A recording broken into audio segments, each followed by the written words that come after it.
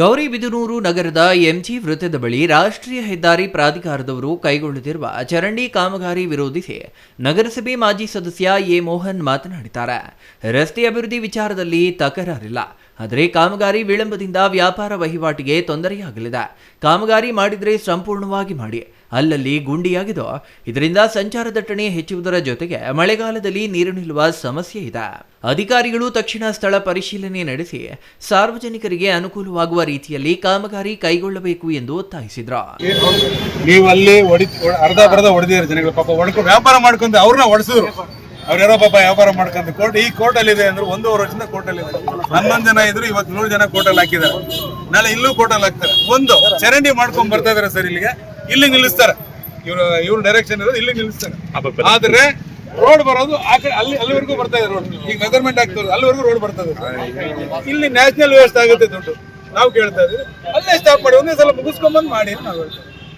ಅಷ್ಟ್ಬಿಟ್ಟು ಬೇರೆ ಇನ್ನೇನು ಇಲ್ಲ. ನಾವು ಕೇಳಿದ್ವಿ. ಈಗ ಅವರು ಎಲ್ಲ ಹೇಳಿದ್ರು ನಮ್ಗೆ ಸೆಂಟ್ರಲ್ ಡೈರೆಕ್ಷನ್ ಬೇಕು, ಎಲ್ಲ ಸರ್ಕಲ್ ಇದೆ ಒಪ್ಕೊಂಡೆ. ಇದು ಐತಿಹಾಸಿಕ ಸರ್ಕಲ್, ಮಹಾತ್ಮ ಗಾಂಧಿ ವೃತ್ತ ಗೌರಿಬಿದನೂರಲ್ಲಿ. ನಾವು ಚೆನ್ನಾಗಿ ಕಾಪಾಡ್ಕೋಬೇಕು, ಚೆನ್ನಾಗಿರ್ಬೇಕು ಸರ್ಕಲ್ನ. ನಾವು ವೇಸ್ಟ್ ಆಗಕ್ ಬಿಡಲ್ಲ. ಹಾಗಾಗಿ ಜನ ಸಾರ್ವಜನಿಕ ದುಡ್ಡು ವೇಸ್ಟ್ ಆಗೋದು ಬೇಡ. ಮೇನ್ ಅಜೆಂಡಾ ಏನ್ ಗೊತ್ತಾ ನೋಡಿ, ಈಗ ನಿಮಿಷ ಮಾಡ್ಕೊಂಡ್ ಬಂದ್ರು ಕರೆಕ್ಟ್ ಆಗಿ ಮಾಡಿದ್ದಾರೆ. ಈಗ ಇಲ್ಲಿ ಮಾಡ್ತಾ ಇದ್ರಲ್ಲ, ನಾವು ಕೇಳಿದ್ವಿ ನನ್ನ ಕೆಲಸ ಮಾಡೋರು ಎಲ್ಲಿವರೆಗೂ ಮಾಡ್ತೀವಿ, ಕಾಪರ್ತಿ ಮೆಡಿಕಲ್ಸ್ವರೆಗೂ ಮಾಡ್ತೀವಪ್ಪ. ಇಲ್ಲಿ ನಿಲ್ಲಿಸಿದಾಗ ಈ ಚರಂಡಿ ಸೆಂಟ್ರ್ ರೋಡ್ ಇದು ರೋಡ್ ಆಗತ್ತೆ 30-20 ಅಡಿ ಹೋದ್ಮೇಲೆ ಸೆಂಟ್ರ್ ರೋಡ್ ಚರಂಡಿ ಬರುತ್ತೆ ಹೆಂಗಪ್ಪ ಅಂತ. ಅಲ್ಲ ಅಷ್ಟೇ ಸರ್ ನಮ್ಗಿರೋದು. ನಮ್ಗೆ ಆನ್ಸರ್ ಇಷ್ಟ ಆಗಲಿ, ನೀವು ಕೆಲಸ ಮಾಡ್ಕೊಡ್ರಪ್ಪ ದಯವಿಟ್ಟು.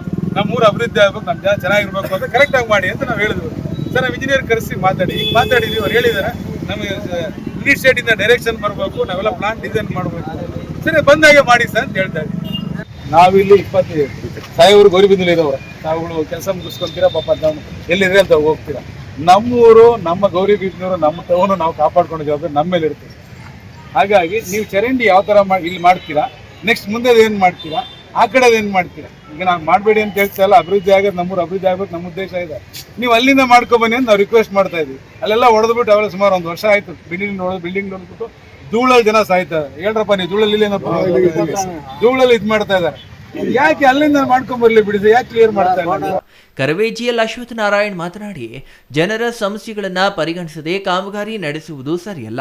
ವ್ಯಾಪಾರಸ್ಥರು ಹಾಗೂ ನಿವಾಸಿಗಳ ಹಿತದೃಷ್ಟಿಯಿಂದ ಯೋಜನೆಯನ್ನ ಮರುಪರಿಶೀಲಿಸಬೇಕು. ಇಲ್ಲವಾದಲ್ಲಿ ಮುಂದಿನ ದಿನಗಳಲ್ಲಿ ಉಗ್ರ ಹೋರಾಟ ನಡೆಸಲಾಗುವುದು ಎಂದು ಎಚ್ಚರಿಕೆ ನೀಡಿದರು. ಹೆದ್ದಾರಿ ಪ್ರಾಧಿಕಾರದ ಎಇಇ ರಾಜಾರೆಡ್ಡಿ ಮಾತನಾಡಿ, ಮಧುಗಿರಿ ರಸ್ತೆಯನ್ನ ಶೀಘ್ರದಲ್ಲೇ ಅಭಿವೃದ್ಧಿಪಡಿಸಬೇಕು. ಕೆಲ ಕಟ್ಟಡ ಮಾಲೀಕರು ನ್ಯಾಯಾಲಯದ ಮೊರೆ ಹೋಗಿದ್ದರ ಹಿನ್ನೆಲೆಯಲ್ಲಿ ರಸ್ತೆ ಅಭಿವೃದ್ಧಿಗೆ ಹಿನ್ನಡೆಯಾಗುತ್ತಿದೆ. ನ್ಯಾಯಾಲಯದಲ್ಲಿ ನಮ್ಮ ಇಲಾಖೆ ಸರ್ಕಾರಿ ವಕೀಲರು ರಸ್ತೆಯ ಸಂಪೂರ್ಣ ವಿವರಗಳನ್ನು ನೀಡಿ ಪ್ರತಿವಾದವನ್ನ ಮಂಡಿಸುತ್ತಿದ್ದಾರೆ. ನ್ಯಾಯಾಲಯದ ಅನುಮತಿ ಪಡೆದು ವ್ಯವಸ್ಥಿತವಾದ ರಸ್ತೆಯನ್ನ ಹಾಗೂ ಚರಂಡಿಯನ್ನ ಅಭಿವೃದ್ಧಿ ಪಡಿಸಲಾಗುವುದು ಎಂದರು. R Manjunath, CTV news, Gauribidanur.